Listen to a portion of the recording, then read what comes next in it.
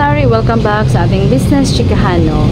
Bilang isang sari-sari store owner, may mga taong nagtatanong sa akin kung gaano ba kahirap, kapagod ang magkaroon ng sariling negosyo or gaano ba kasaya.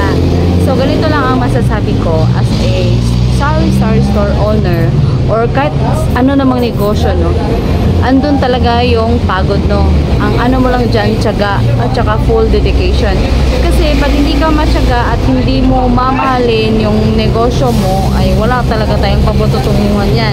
So dapat talaga, lalo pat baguhan ka pa at bago ka pa lang nagbubukas sa negosyo mo, andun talaga yung pagod, disappointment, at saka yung masasabi mong hihinto ka na lang, pero ano lang yan, mga trials in life. Wala naman sigurong taong dumiretso na pagka-asenso ng buhay no, na hindi nagdadaan ng hirap. So kung gusto mo ng positive outcome, so dapat more patience and more dedications ka talaga sa yung pagnenegosyo. Kasi ang pagnenegosyo talaga is ay, sabihin na lang nating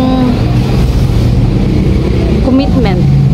Kasi pag gusto mo yung magnenegosyo ka tapos magsara ka lang, magbukas ka lang ng kung gusto mo, ay wala talagang mapapala sa negosyo mo. Kasi yung mga tao kasi, katulad sa inyo, di ba? Pag bumibili kayo sa isang tindahan, gusto nyo ba yung tindahan na ngayon bukas, tapos mamaya sarado, tapos bukas na naman, tapos sarado, di ba? Walang kwenta kasi yung gano'n na gugustuhin mo pa bang bumili doon. Kaya ang importante talaga is full dedication. So kahit sometimes pagod at mahirap, tiwala lang kasi someday makakamit din natin yung ninanais natin na tagumpay, no? Hindi man ganun kabilis, pero someday papunta din tayo dyan. So yun lang, no? Sana abangan nyo yung sa susunod nating mga chikahan, no? At mga tips and advices para sa ating negosyo at paano pauna rin. So yun lang for today's video. Thank you for watching. Bye bye.